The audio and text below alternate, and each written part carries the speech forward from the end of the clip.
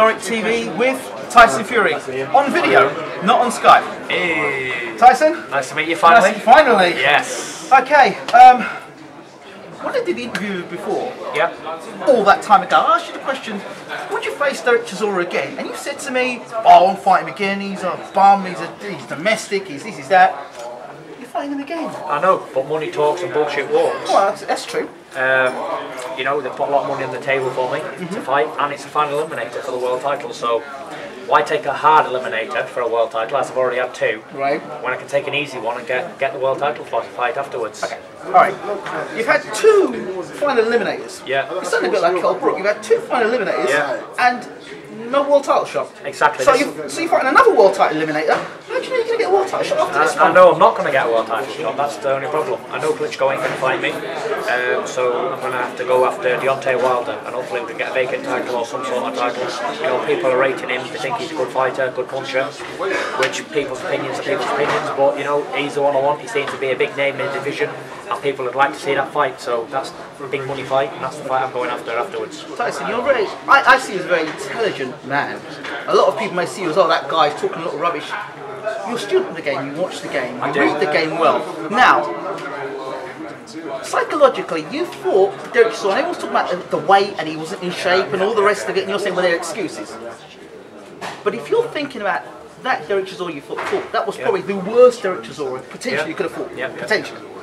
How do you prepare yourself for the best Dereck Chisora that can come? Maybe somebody's going to be lighter, maybe punching harder. What happens when you get in the arena that night and you get in the ring that night and you find that you're fighting somebody who's much better than psychologically you prepared for? Because how can you prepare for... You've beaten him already, so how can you prepare for somebody? Tell you how I prepare for it, right? I ain't preparing for some limited fighter in Dereck Chisora. Right. I'm preparing for the baddest man on the planet. I'm preparing for 10 world title fights in one. Because I ain't about to lose this fight. I'm not preparing for Dereck Chisora. I don't care if they switch your opponents up on the last minute and stick anybody in. I'm ready to fight anybody. I haven't prepared for Dereck Chisora in a British and European title fight because I'm not interested in that. My aim always has been to unify the division and be in big fights. Dereck Chisora, in my opinion, isn't a big fight. It's going over old ground for a few quid again. You know, even if he comes in lighter, faster, more powerful, he's still a limited fighter. And there's nobody in the world who knows heavyweights more than I do. And it's about levels. Dereck Chisora level is a slugger. He's got a Joe Frazier type style without the power. People might say he's a puncher, but who's he ever knocked out? He stopped a few people standing up, the referees jumped in and saved him, but he hasn't got a one-punch power. If he comes in lighter, it's a big, massive mistake, because to absorb shots off a massive heavyweight like myself, you need to be heavy. If he comes in under 17 stone, I'll blitz him out of there within 6 rounds. If he comes in over 17 stone, he will last 8, 9 rounds. Can I mention one person, Steve Cunningham? He was a cruiserweight that came up to heavyweight.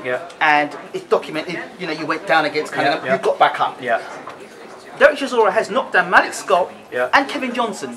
These are both guys who've never been like knocked down seriously. I mean, Kevin Johnson, you hit him with everything, and he didn't go over. Chisora hit him, knocked him over. And what did he do when he knocked him over?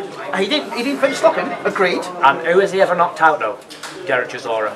Even Sam Sexton didn't knock him out, did he? Stopped him twice on his feet. That's true. I agree with that. But do you think that Chisora's punch power has improved since those times? I wouldn't have said so, because you don't improve on punch power. You're born with punch power. You either can punch harder, you can't. Technique then? Technique, no, because he's a slugger.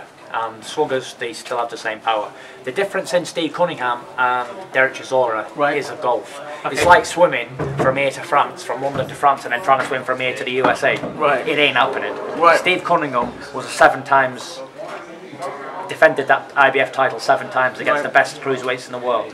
And in my opinion, best cruiserweight who's around today, because he's beat all the rest of them. Whether he got robbed in Germany or not, he still beat all the champions of today. Gramiro Jones beat him. Christoph Ladolchek beat him.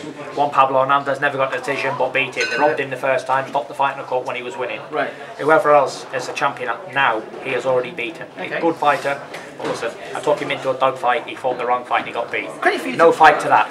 But that fight ain't this fight. He ain't no Steve Cunningham. Steve Cunningham's got skill, speed and movement. Dereck Chisora's got a semi-brawn flat feet and a big head.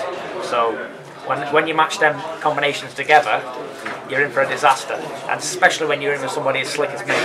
So I can fight the inside, the outside, around the bend, and upside down. So it is what it is. He's on a no-win situation. I'm that confident that if Dereck Chisora had 2 hammers in his hands, he still won't be able to beat me, because he hasn't got it in him. He can't beat me as long as he ever lives. Even if I broke my arm and dislocated my shoulder, I fell over on one leg, I put one leg up, one arm behind my back, and I still beat Dereck Chisora, because I know how to beat him. Not because he's a terrible fighter, because I'm that good. And people underestimate me. They might say I'm fat, ugly, useless, slow, chinny, but I win 22 times in a row, and that's for a reason. And I will go on and beat everybody in my way for a reason.